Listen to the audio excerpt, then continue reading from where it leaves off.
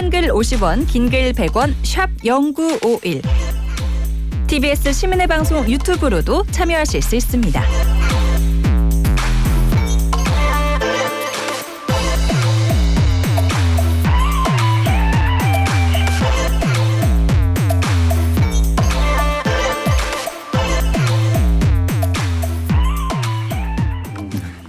네, 예고해드린 대로 서울 종묘 앞 세운 4구역 재개발 논란, 오세훈 시장의 주장이 사실인지 아니면 이 사건을 최초 그리고 지속해서 보도 중인 한겨레 20일의 보도가 더욱 신빙성이 있는 건지 지금부터 낱낱이 살펴보겠습니다. 임종국 서울시의회 의원 그리고 김환 한겨레 20일 기자 나왔습니다. 예, 두 분 어서 오세요. 네, 안녕하세요. 네, 반갑습니다.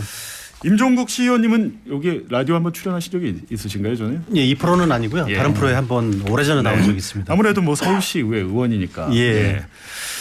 그렇습니다. 지금 보니까 오세훈 세운 4구역 관련해서 서울시 의회에서 임종국 시의원님께서 가장 열심히 관련 자료도 요구하고 하시는데 자료가 충분히 나옵니까? 서울시가 자료를 줘야 이거를 판단을 좀 할 수 있잖아요. 잘 안 나오죠. 예. 예, 뭐 그 전까지는 많이 관심들이 없기도 했는데, 그랬죠. 예, 관심을 갖고 이것저것 그 자료를 달라고 해보면 이미 이제 그 상황이 좀 민감해지니까 네. 예, 자료를 잘 안 주는 것도 있고 예. 설명을 잘 못하는 것도 있고 그렇습니다. 그런데 이런 거대한 개발 사업인데 자료를 안 주면 사실상 서울시 의회라는 건 서울시 행정을 견제하라고 있는 거 아닙니까? 그렇죠. 감독하고. 예. 근데 자료를 안 주면 그걸 할 수 있습니까? 판단은? 뭐 방법이 없죠. 그래서 계속 요구는 하는데 예, 자료가 오기는 네. 왔어요. 오는데 참 알아보기 힘든 그런 자료들만 주로 많이 저희가 옵니다. 취재하면서 자료 요청 확인 요청하면 지금 서울시 의회나 국회에서 자료 요청이 너무 많이 와서 답변 드리기 곤란하다 뭐 이런 답변을 해요. 그러니까 답변을 하지도 않으면서. 네, 하지도 않으면서 그러니까 예를 들면 그래서 이게 저희가 그대로 그래서 보통 그런 경우에는 이제 윤색을 해서 실어주거나 최대한 어쨌든 자료를 받아보려고 노력하는데 저희도 너무 신박하게 그러니까요. 자료 제출을 안 해서 그냥 그 워딩을 그대로 썼던 적이 한 번 있습니다. 그러니까 이게요. 개발 사업 엄청난 돈이 들고 지금 SH공사가 직접 시행을 한다고 하는데 이건 서울 시민의 세금이나 마찬가지인데 이거에 대해서 자료 공개를 안 하는 것 자체가 지금 문제인데 일단은 보면 김환 기자 어떻습니까? 네. 이게 세운 4구역이란 게 서울 종묘 바로 앞이잖아요. 네. 세운사가 바로 옆이고 그래서 이제 세계문화유산 이 논란 자체는 두 축인 것 같아요.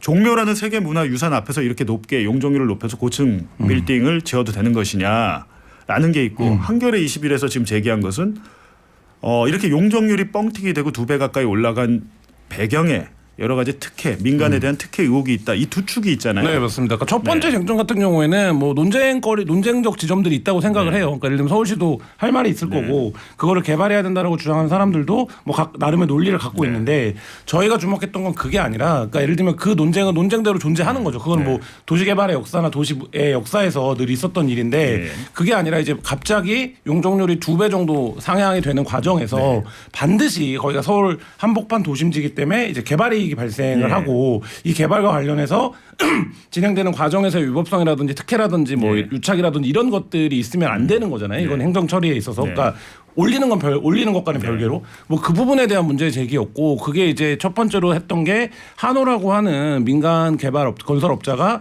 개발 이익의 30%를 독점해가는 구조로 설계되어 있는 방식 이거에 대한 문제 제기였고 그 다음에 용적률을 상향하는 과정에서 어떤 공모나 정당한 입찰 경쟁 없이 히림이라고 하는 그러니까 당시 윤석열 정부 당시에는 김건희 관련사라고 이제 불리던 이 히림이 수의계약 방식으로 500억대 설계를 따낸 과정 뭐 이런 것들이 이제 저희가 제기했던 문제들인데 이 부분에 대해서 서울시나 SH가 설명할 수 있는 것들을 성실하게 답변하고 뭐 저희의 의혹 제기가 틀렸으면 틀렸다라는 입장을 정정하면 되는데 그런 과정을 포함해서 지금 뭐 보도하는 거의 모든 거에 뭐 가처분 민사 형사 이렇게 대응을 하고 있어서 서울시가 직접 민형사를 한 거예요? 아니면 서울시가 이제 형사를 한 게 있고요. 예. 그리고 오세훈 시장이죠. 오세훈 시장이 형사를 한 게 있고 혐의가 뭐죠?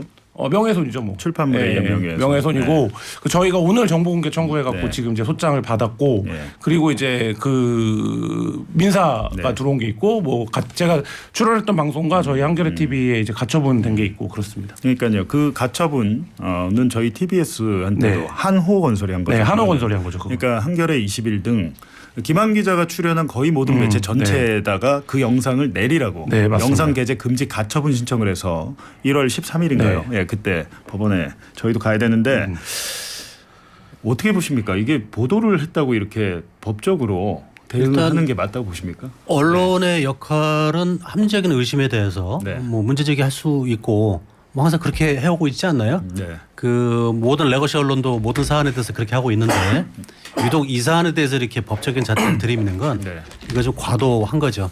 아니 근데 한겨레 21의 주장이 맞는지 안 맞는지 아마 허위사실이라는 명예훼손 이렇게 됐으면 허위인지 아닌지를 판단을 해야 되잖아요. 근데 자료가 이렇게 없는데 자료가 없음에도 불구하고 오세훈 서울시장은 계속해서 유튜브에서 일타 강사를 자처하면서 그렇죠. 하는데 제가 좀 이해가 안 됐던 게 SH공사가 60% 세운 4구역의 땅의 60%를 사들였고 40%가 민간이고 그중에 이제 전체적으로 보면 한 10%가 한호건설이잖아요. 예. 근데 SH공사가 이렇게 땅을 많이 사들인 이유가 뭐예요? 이렇게 되면 그냥 공공개발할 수도 있는 거 아니냐 이런 얘기도 있어요. 네, 그렇게 했으면 좋았겠고 저는 네. 이 공공의 주도에서 그 재개발을 하는 게 네. 여러 가지 좋다라고 이제 평상시에도 많이 얘기하고 있는데요. 지금 이 경우는 네. 처음부터 그 SH공사가 매입을 하려고 했던 건 아니고 예. 이 구역에 대해서 그 관리자로서만 이제 업무를 이제 시작을 했던 거고요. 네. 그런데 이제 시간이 오래 걸리니까 그동안에 그 소유주 중에 네. 그 현금 청산을 원하는 분들 네. 이제 이런 분들을 이제 매입하다 보니까 그게 이제 60%까지 이제 온 거죠. 그래서 지금도 이게 여전히 관리 인지 네. 공공이 주도하는 건지 네. 그 성격은 지금 현재도 좀 모호하죠. 그러니까 뭐 서울시 네. 문건상으로 보면 이제 민간 네. 복합 개발 방식인 건데 네. 근데 뭐 앞에 굉장히 긴 역사가 있습니다. 예를 들면 2000년대 중반에 이게 시작된 사업이고 그렇죠. 굉장히 긴 역사가 있는데 핵심적인 쟁점 두 가지입니다. 그러니까 14차례에 걸쳐서 그러니까 예를 들면 문화재에 관련된 훼손 논란이 있지만 그것도 14차례 이 당사자들이 모여서 협의를 거쳐서 예. 최종적인 높이를 확정한 겁니다. 그러니까 예를 들면 그러니까 국가유산청과 서울시가 서울시 그다음에 그러니까 옛날엔 이제 문화재청이었죠. 예, 토지주들 네. 뭐 그다음에 다 예. 이해관계자들이 모여서 14번에 걸쳐서 그게 이제 몇 년에 걸렸어요. 그래서 그 높이를 우여곡절 끝에 확정지은 건데 72m로. 예, 이거를 갑자기 2배로 올립니다. 그럼 이 과정도 네. 그거를 올리는 거에 결과값에 비례하는 충실한 이행 과정이 있었어야 되는 거죠. 네. 근데 그 이행 과정 왜 없이 이걸 높이는 거냐? 이게 첫 번째 네, 쟁점인 거고요. 네. 서울시는 이 부분에 대해서 그걸 높여서 발생하는 이익으로 도심 생태축을 만들 거야 우리가 이렇게 설명하고 있습니다. 이제 네. 공공 외피를 갖고 있는 거죠. 그러면 이게 정당하냐가 두 번째예요. 그러니까 예를 들면 이게 정당한 거를 서울시가 설명하는 방식은 뭐냐?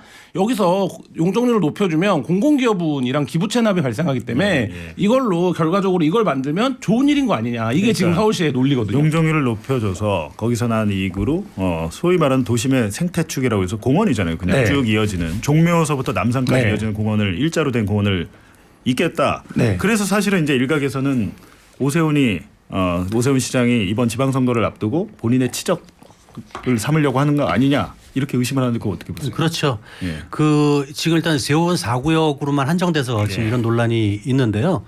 사실 이제 세원 4구역 말고도 네. 뭐 2구역, 3구역, 6구역 여러 개 있잖아요. 근데 이게 앞으로 계속 벌어질 텐데 네. 지금 이 용적률을 갑자기 2배로 올리게 된 이유가 그 서울시가 설명하는 건 녹지축이라는 게 정말 좋은 건데 이 녹지축을 만들려고 하는데 다른 방법이 없지 않느냐. 아니 근데 이렇게 그게 해야 녹지축을 만드는 누구를 거다. 위한 녹지축이냐? 네, 그러니까요. 좀 중요하지 이제 않아요? 그런 문제가 네. 있어서 예. 이거는 특혜를 주려고 녹지축을 핑계를 대는 건지 아니면 녹지축이 정말 중요해서 이렇게 해야 이게 그 사업성이 나오는 것인지 예. 이 이제 두 가지가 문제가 있는 것 같은데요. 이제 크게 보면 그 오세훈 시장의 생각은 이 녹지축 그다음에 남산 네. 그다음에 용산 국제어무지구 그리고 한강 이거를 그 지금까지 보여준 모습으로 쭉 정리를 하면 서울이 정말 도시 경쟁력이 있는 그런 멋진 도시가 될 거야. 네. 이제 이런 그림을 가지고 있는 것 같아요. 그래서 이 녹지축을 과도하게 그렇게 아주 중요하게 좀 설정을 하고 그것 때문에 이제 세운 4구역에 이런 일이 지금 벌어지고 있는 것 같습니다. 근데 원래는 국가유산청하고 할 때 71m까지 지어라고 해서 서로 간에 협의를 계속 뭐 한 거잖아요. 네, 13차례 한 오래됐죠. 걸로 나오는데 오래됐죠. 근데 그렇게 쭉 오다가 갑자기 올해 7월에 서울시 의회에서 도시재정비위원회 네. 회의를 열어가지고 야 이제 앞으로는 국가유산청이랑 얘기 안 해. 협의 문구를 삭제해 버렸잖아요. 그렇죠. 이게 왜 이런 건가요? 그러니까 사전 정지 작업으로 볼 수 있는 과정들인데 근데 문제는 서울시 의회가 그 조례를 삭제했음에도 불구하고 서울시의 내부 자료들을 보면 용적률을 상향할 때 네. 계속적으로 제기되는 말하자면 뭐 그러니까 의문들이 뭐냐면 심의 사항들이 뭐냐면 이거 국가유산청과의 협의가 필요한 게 아니냐 이것들이 거기 위원들이 네, 일부 위원들이 위원들이 계속적으로 예. 그 제기를 해요. 그러니까 이게 한국 사회에서 이 건물을 이렇게 높이는 거 뭐 그럴 수 있나? 네. 근데 이거를 하려면 최소한 국가유산청과 협의는 해야 되는 거 아니야? 라는 게 기본적으로 깔려있던 베이스였는데 그렇죠. 그거를 이제 해체한 거죠. 근데 그 해체가 예를 들어서 굉장히 뭔가 오세훈 시장이 도시를 창의적으로 해석하고 도전적으로 뭔가를 해볼 거야 이런 게 아니라 네. 이거를 그냥 하기로 정해놓고 했으니 방법이 없는 거예요. 그러니까 예를 들면 용적률을 높여야 이게 될 것 같은데 네. 방법이 없는 거예요. 그러니까 오랫동안 사회 관례, 규율, 질서로 존재해왔던 기관 간 협의를 야 이거 조례로 그냥 의회 발의로 폐지해버리자 이렇게 접근을 해버린 건데 이거야말로 굉장히 그 단편적인 접근이고 어떻게 보면 행정이 굉장히 좀 뭐라 그럴까요? 그러니까 서울시가 일방적인 행정 조치를 취한 거다 이런 거나 다름없죠. 그러니까 이 자료가 임종국 의원님이 네. 겨우 받은 건가요? 안 주려는 거를? 그러니까 이제 자료를 요구할 때 뭘 받으면 좋을지 알 수가 없잖아요. 그렇죠. 그러니까 이 과정에 어떤 일이 있었는지를 다 알 수 없어서 네. 그래서 어떤 자료도 요구했다가 어떤 자료에 보니까 이런 내용이 있고 저런 자료를 보니 또 내용이 돼 있어서 다른 답변이 왔었는데요. 네. 그래서 그러면 이날 회의 때 회의록을 한번 다 오. 그다음에 회의록도 처음에는 개요만 나왔다가 네. 아예 그냥 녹취록을 다 오. 이래서 이제 겨우 확보한 게 이제 이겁니다. 그러니까 이게 올해 7월 21일에 네. 서울시 작년이죠, 벌써? 의회 도시재정비위원회를 개최해가지고 원래 계획을 바꾼 거잖아요. 수정해서. 그렇죠. 수정 의견을 그런데 한 이제 거잖아요. 이게 바꿀 기획이 없다가 7월에 갑자기 바꾼 건 아닌 것 같고요. 예. 이건 이제 오래 전에 이제 뭐 22년도, 23년도부터 네. 그 세운상가 토지주들의 그런 이제 요구가 네. 있기도 했고 그래서 아마 내부적으로는 이 문제를 어떻게 할까. 그리고 이제 국가유산청과 협의하는 문제는 벌써 10수년 동안 해왔던 문제여서 그것이 이제 가장 핵심적인 문제이잖아요. 그거는 이미 서울시가 잘 알고 있는 거고 그래서 이 문제를 오랫동안 이렇게 바꿔보려고 고심을 하다가 네. 이때 이제 마무리를 한 것 같습니다. 그러니까 근데 계획을 바꿨는데 여기 이렇게 써 있네요. 종묘의 위상을 강화하고 도시 경쟁력 제고를 위한 보존과 개발의 균형을 위해 국가유산청의 권고 사항은 미반영하였습니다. 자신 있게 이렇게 서울시 관계자가 보고를 하니까 그 일부 위원이 야 이러다가 위험유산 지역 돼서 유산 취소되는 거 아니야? 이런 문제 제기도 그런 했죠. 의견도 나와요. 그런 문제 제기 나오고 그리고 이제 그 전에 한 가지 짚고 싶은 게 뭐냐면 서울시가 지금 하고 있는 해명의 모순이에요. 네. 뭐냐 한호를 포함해서 세운 사구역에 땅을 사러 들어온 이제 이 한호 그러니까 민간은 2022년도에 이미 용적률 상향이 되는 걸 전제로 해서 들어왔다라고 해요. 예. 그럼 서울시는 그 부분에 대해서 어떻게 설명하냐면 야 우리가 뭔가 짬짬이가 있었던 게 아니라 우리가 그 계획을 옛날부터 말했던 거야 오세훈 시장이. 그래서 그거를 듣고 민간업자가 말하자면 과감하게 투자한 거야 이런 방식으로 설명하거든요. 근데 이게 뭡니까? 2025년 7월 달이 되어서야 결국엔 용적률 상향을 할 수 있는 근거 조항이 마련이 되거든요. 그러면 그 앞서 3년 전에 어떤 민간업자가 무슨 약속을 담보를 그걸 갖고 미리 예측을 해서 하고. 이거 투자를 하냐 그 시점의 차이가 이거는 뭐냐면 저희가 이제 계속 얘기하는 것처럼 완전한 확신이 없으면 투자가 불가능한 조건에서 이미 땅을 매입을 했다. 이거를 이제 이 말하자면 지금 임 의원님이 확보한 문건에서도 에서 간접적으로 이제 증빙이 되는 거죠. 왜냐하면 이게 2025년 7월에 이루어질 근거를 3년 전에 확인을 뭐 땅을 사는 거에 근거가 될 수는 없는 거니까. 근데 이게 지금 제동이 걸렸잖아요. 국가유산청에서 이거 우리가 법시행령 개정해가지고 네. 그쪽 부분은 아니야. 그쪽 부분은 이제 세계문화유산 영향평가를 받아라.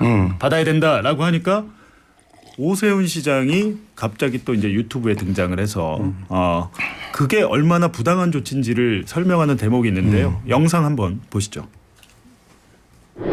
국가유산청 직원이 본인들의 재량에 따라서 얼마든지 영향력을 행사할 수 있다. 세계유산 경계로부터 100m 이상, 그게 500m가 됐든 그 이상이 됐든 우리들의 요청에 따라서 세계유산 평가를 받아라. 이런 취지의 주장을 하고 있는 것을 보셨을 텐데 이러한 주장이 사실이라면은 이건 명백하게 헌법 위반입니다. 과잉 금지 원칙이라는 게 있습니다.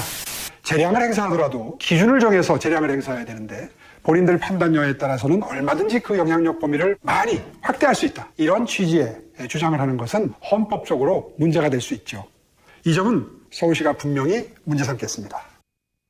네, 지금 헌법 얘기까지 위헌이다. 국가유산청에 거기에 대해서 의원님 어떻게 생각하십니까? 저에게는 그 다른 말로 하면 네. 이거는 서울시장의 권한인데 네. 정부가 과도하게 개입하고 억누르는 거 아니냐 이제 이런 얘기인데요. 근데 그 서울시장이 그 이런 그 국가유산청하고 이런 협의를 하게끔 돼 있는 건 상위법에도 있는 얘기인데 네. 그걸 본인이 저렇게 주장하는 건 정말 과도한 거죠. 네. 오히려 오 시장의 주장이 과잉이다. 그렇죠. 과도하다. 그러니까 이게 저런 식으로 접근하면 상호 물리는 대응이 될 수밖에 없어요. 왜냐하면 서울시는 그러면 국가유선청한테 위헌 심판을 내겠죠. 국가유선청이 저렇게 한다라고 하면 예. 그러면 유네스코는 어떻게 하겠습니까? 우리 말을 안 듣네. 우리가 이거 세계문화유산 관련돼서 영향을 미치면 안 된다고 했는데 우리 말을 안 듣네. 그럼 서울시한테 다 이 문화유산 우리 취소해야겠다 이렇게 나올 수가 있거든요. 예.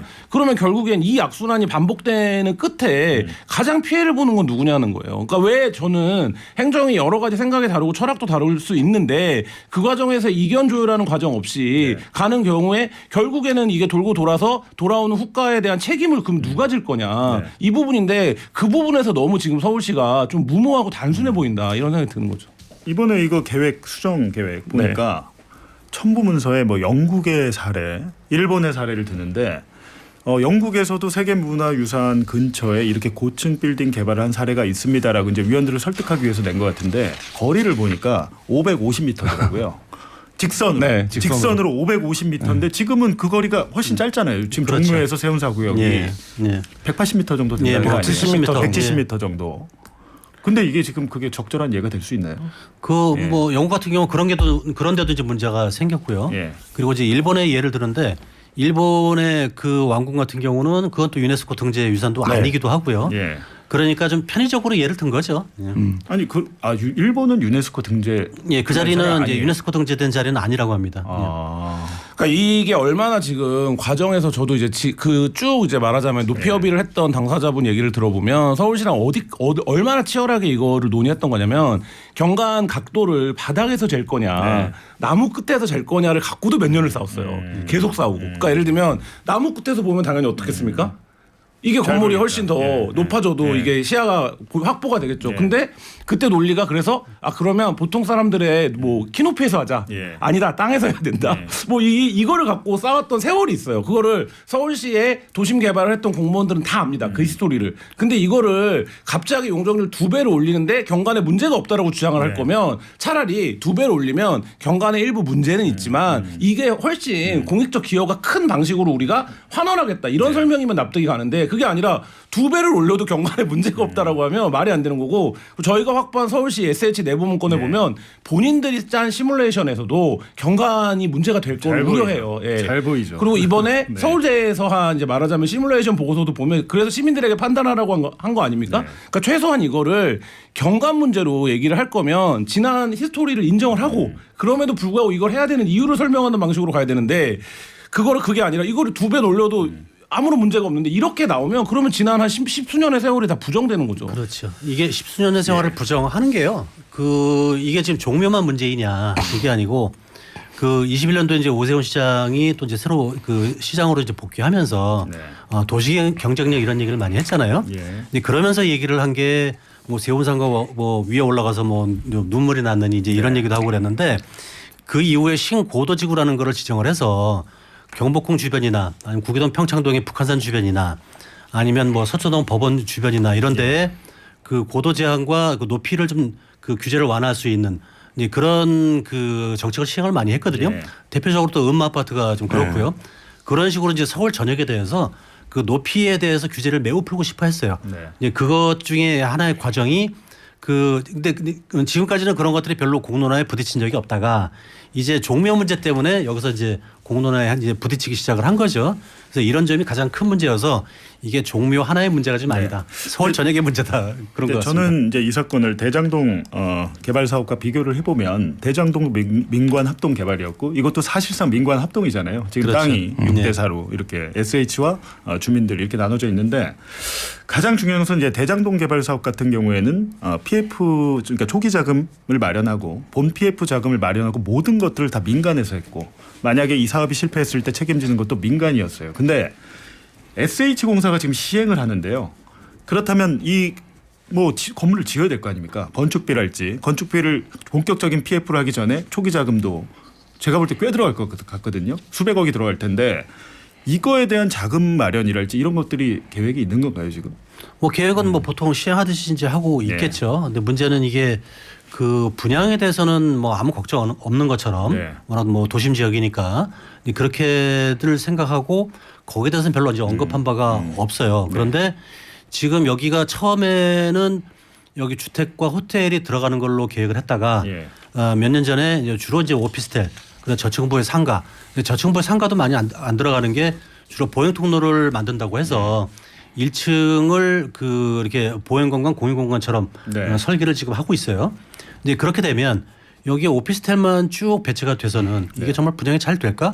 이제 이런 것에 대해서는 논의가 한 번도 없었죠. 그러니까 자금 마련을 누가 하느냐는 거예요. SH공사가. 그렇죠. 만약에 SH공사가 자금 마련을 다 하고 이익이 나면 민간에 나눠주고 만약에 실패를 하면 그 책임, 그 손해를 다 SH가 떠안고 안 지금 이런 구조잖아요. 당연히 그런 구조죠. 왜냐하면 시행 시공, 예. 그러니까 건축법상에 복잡할 게 없어요. 시행이 있고 시공이 있는 예. 거예요. 시행이 SH고 시공은 코오론 글로벌을 포함한 이제 컨소시엄입니다. 그러면 시공은 뭡니까? 공사하고 공사비만큼 청구해서 돈을 네. 받는 거예요. 그 돈을 만들어 오는 책임은 오로지 시행사가 지는 거예요. 그렇죠. 근데 이 시행사가 말하자면 말씀하신 것처럼 사실 보면 6대4 구조로 민간도 시행 구조에 들어와 있어야 될 것 그렇죠. 같은데 공동 시행이 돼요. 네, 민간은 시행 구조에 안 들어와 있어요. 그러니까 시행은 SH가 하는 거고 이게 어떤 방식으로 PF를 일으킬지 어떤 뭐 담보대출을 받을지 네. 뭐 할지 모르겠지만 기본적으로는 SH가 자금 조달에 대한 책임을 지는 거고 서울시가 지금 계속 강조하고 있는 기부 체납이나 공공기여 관련된 부분에서도 민간의 몫이 있지 않냐라고 하는데 물론 전체 공간 구성으로 보면 민간도 만약에 기부 체납이나 공공기여조차 안 하면 네. 그걸 안 내는 거니까 기여하는 거다 이렇게 생각하실 수 있지만 어쨌든 용적률을 높여주잖아요. 그 대가로. 그렇죠. 그러니까 민간은 기본적으로 자기 몫이 늘어나는 거고 네.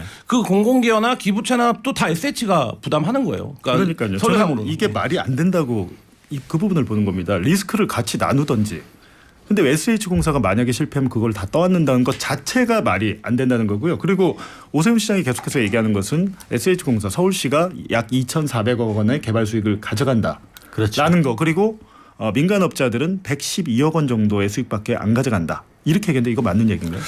그거는 저는 서울시의 산식이 기본적으로 틀렸다고 생각하는데 예를 들면 부동산 관련돼서 이제 하는 개발 이익은 총 사업비에서 총 지출을 뺀 거예요. 그러니까 그렇죠. 얼마가 들었는데 네. 얼마 이익을 거뒀냐. 그럼 남는 금액이 개발 이익인 겁니다. 그럼 남는 건 뭐냐면 이 개발 이익을 배분하는 방식이 남는 거예요. 근데 여기서 저희가 핵심적으로 제기하고 있는 건 개발 이익이 서울시 계산대로 3,800억 될지 예. 뭐 저희 계산대로 조단일지 모르겠지만 네. 어쨌든 개발 이익이 남으면 이 개발 이익은 다 민간이 가져가는 겁니다. 그리고 이 민간이 가져가게 되면 민간이 가져가는 개발 이익의 30%를 한호건설이라고 하는 한 개 업체가 가져가는 방식인 거예요. 그러니까 지금 서울시 계산을 인정한다고 하더라도 3,800억 중에 30%는 한호건설 겁니다. 근데 서울시는 여기다 무슨 얘기를 하고 있냐면 가상의 금액인 종전자산 가액이 있다라고 주장을 해요. 이건 뭐냐면 네. 한호가 이미 땅을 사지 않았냐 이런 얘기예요. 근데 한호가 저희가 등기부 전수조사를 했지만 땅을 사는데 들인 비용은 600억대입니다. 네. 그러면 서울시 계산대로 다 하도 한호는 600억대의 땅을 사갖고 지금 얼마를 버는 겁니까? 서울시 계산대로 해도 네. 1,200억 이상을 벌어가는 거고 만약에 이게 늘어나면 늘어날수록 그거는 그냥 늘어나는 거겠죠? 그러면 아니 지금 한호 측에서는 자기들 한 30, 40억 정도, 40억 정도 주장을 30억, 36억? 저는 그 계산식을 좀 갖고 왔으면 예. 좋겠어요. 그러면 그래서 제가 한번 여쭤볼게요. 그 오세훈 시장이 말하는 SH 2,400억 그리고 민간업자 112억 이게 무슨 근거가 있는 그러니까 얘기예요? 이걸 제가 전에도 한번 물어본 적이 있는데요. 예. 그때는 명확하게 답을 한 적이 없고요. 이게 이제 분양 수익에 대한 예측이 좀 다를 수 있으니까 이거 숫자는 좀 다를 수 있죠. 네. 다를 수 있는데 문제는 이 얘기를 하기 시작한 게 지금 한겨레에서 여러 가지 한호건설과 관련해서 문제를 삼으니까 네. 이제 와서 이제 이걸 보도자료로 이제 발표를 한 거거든요. 그래서 서울시에서 이만큼 그 수익을 많이 남긴다. 네. 특정 업체에다가 뭐 과도 특혜 주는 게 아니다.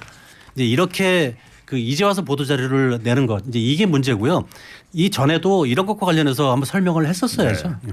지금 사실은 한겨레 20일 보도 아니었으면 아무도 모르고 그냥 넘어갈 그렇죠. 뻔했는데 본인이 어쨌든 이제 선거 앞두고 이런 발표를 함으로써 이제 한겨레 21도 관심을 가졌을 텐데 그 보니까 전직 서울시 공무원들도 여기 한호건설이라는 곳에서 근무를 했다. 그러니까 세운상가 세운지구는 개발의 역사가 굉장히 길어서 서울시 공무원들이 전관들이 뭐 여러 관련을 한 것으로 보이는데 저희가 이제 마지막에 확인한 거는 강맹훈 실장인데 이분은 서울시 건축 직렬에서 오를 수 있는 가장 높은 자리까지 올랐던 분이고 네. 뭐 본인은 이제 부시장이 될 수도 있었던 인사인데 근데 이분이 이제 말하자면 퇴직을 하고 나서 예. 옷을 벗고 나서 바로 별도의 그 1인 법인을 차려갖고 한호와 이제 용역자문 계약을 맺습니다. 네. 용역자문 계약을 맺어서 저희가 이제 계산서라든지 아니면 이런 걸로 확인한 금액만 네. 3억 6천만 원을 받아갔어요. 이게 이제 이런 식으로 한 게 만약에 어떤 결탁이 있었다면 취업을 하려고 하면 공직자윤리위원회 네. 심사를 받아야 됩니까? 취업을 하면 그냥 위반이고요. 만약에 근데 본인이 수행했던 업무를 자문해 주는 것도 공직자윤리법 위반입니다. 예. 이것도 이제 처벌이 되고.